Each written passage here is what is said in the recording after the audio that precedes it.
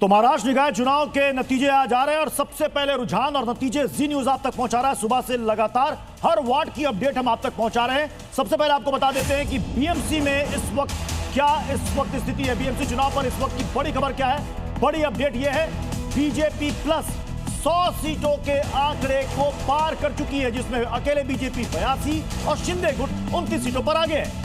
इसके अलावा उद्धव प्लस की बात करें तो 65 सीटों पर आगे चल रही है। सबसे पहले सबसे सटीक नतीजे हम आपको टेली के जरिए दिखा भी रखे हैं। ये टेली आप देख सकते हैं, जिसमें भारतीय जनता पार्टी प्लस जो है वो 100 के पार पहुंच चुके हैं। अकेले बीजेपी की बात करें तो 82 सीटें, शिंदे गुट 29 सीटों पर आगे चल रहा है।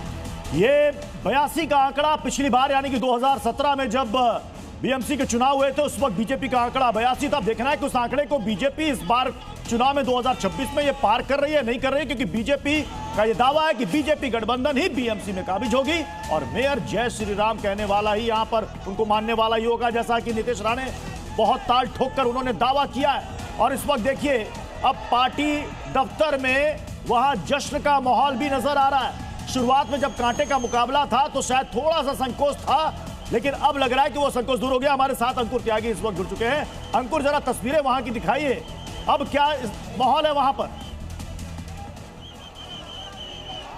मैं तस्वीरों के साथ ही शुरुआत करूंगा। यहाँ पर आप देखिए, फिलहाल जो पार्टी के जो पदाधिकारी हैं वो आपको यहाँ पर जरूर देखने के लिए मिलेंगे, क्योंकि अब पूरी व्यवस्था यहाँ पर बैठते हुए यहाँ पर बिठानी होगी, क्योंकि 3-4 बजे के आसपास एक बड़ा हुजूम यहाँ पर आने का इंतजार कर रहा होगा। ऐसे में उस टाइम पर चूंकि कई जो बड़े पदाधिकारी भी होंगे, हो सकता है खुद सूबे के मुख्यमंत्री देवेंद्र फडणवीस वो यहाँ पहुँच जाए, क्योंकि अपने आप में इतिहास होगा। अगर बीजेपी अपने दम पर यहाँ पर आ रही है सत्ता में, तो पहली बार होगा जब बीजेपी अपने दम पर काबिज होगी बीएमसी के ऊपर। और ये उसी मूवमेंट को चैलेंज करने के लिए आप कई बड़े नेताओं को यहाँ पर होता हुआ देख सकते हैं। उसी के लिए तैयारियों का जो दौर है वो यहाँ पर चल रहा है। फिलहाल कार्यकर्ता यहाँ पर अभी आना बाकी है। बहुत संभल कर और संकोच के साथ बीजेपी और बीजेपी का कार्यकर्ता यहाँ पे रिएक्ट कर रहा है। अमूमन हम देखते हैं लड्डुओं की तैयारी हो जाती थी, बड़े संख्या में कार्यकर्ता अभी तक आ चुके होते थे, आतिशबाजी हो चुकी होती थी। वैसा नहीं है, थोड़ा सा अभी भी संकोच का है। कार्यकर्ता है वो कोशिश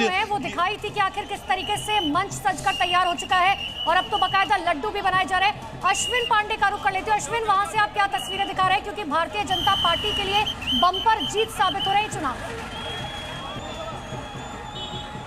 जी देखिए, करीब 22 ऐसे महानगर पालिका हैं जहां बीजेपी लीड कर रही है, लेकिन इस वक्त मैं खड़ा हूं उद्धव ठाकरे के घर मातोश्री के बाहर और यहां पर तस्वीरें बिल्कुल यहां पर सन्नाटा है।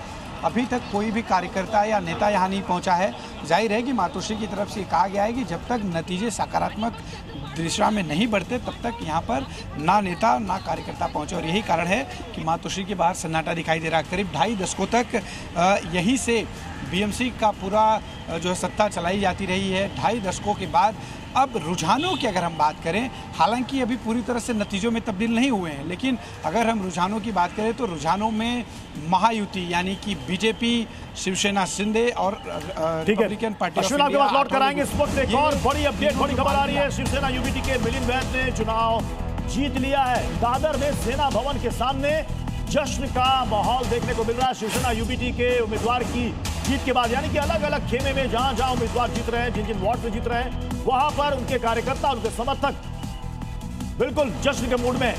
एआईएमआईएम के 4 उम्मीदवारों ने भी यहां पर चुनाव जीता है। हमारे साथ राजेश जोशी जी लगातार बने हुए हैं, मुकेश केजरीवाल भी हमारे साथ बने हुए हैं। राजेश जोशी जी, क्या इस बार का चुनाव आपको लगता है कि गली मोहल्ले, सड़क, स्ट्रीट लाइट्स इन मसले पर हुआ, या फिर बुर्का, हिजाब और तिलक पर हो गया और इसका फायदा पोलराइजेशन का मिल गया पार्टियों को?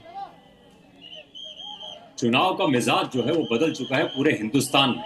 ये बात जरूर ठीक है कि गली मोहल्ला, नाली, सड़क और ये सब इम्पोर्टेंट चीजें हैं लोगों के लिए, लेकिन जब उसके ऊपर बड़ी लकीर खींच दी जाती है, आपकी अस्मिता की बात की जाती है, आपकी भाषा की बात की जाती है, तो उसमें ये सब मुद्दे गौण हो जाते हैं। चाहे आप राष्ट्रीय चुनाव में देखें, विधानसभा चुनाव में देखें या लोकल चुनाव में देखें, राष्ट्रीय चुनावों में भी ये बात बार बार आती है कि नरेंद्र मोदी ने 370 खत्म कर दिया, उसके अलावा क्या चाहिए आपको? नरेंद्र मोदी ने 3 तलाक खत्म कर दिया, उसके अलावा क्या चाहिए आपको? रोजगार हो ना हो, आपको आप भूखे मर रहे हो, आपके पास डॉक्टर हो नहीं, इलाज महंगा हो रहा हो, महंगाई बढ़ रही हो, उसको पीछे कर देते हैं लोग। तो ये कई बार जो है लोगों का जो मिजाज है उसको पकड़ना मुश्किल हो जाता है।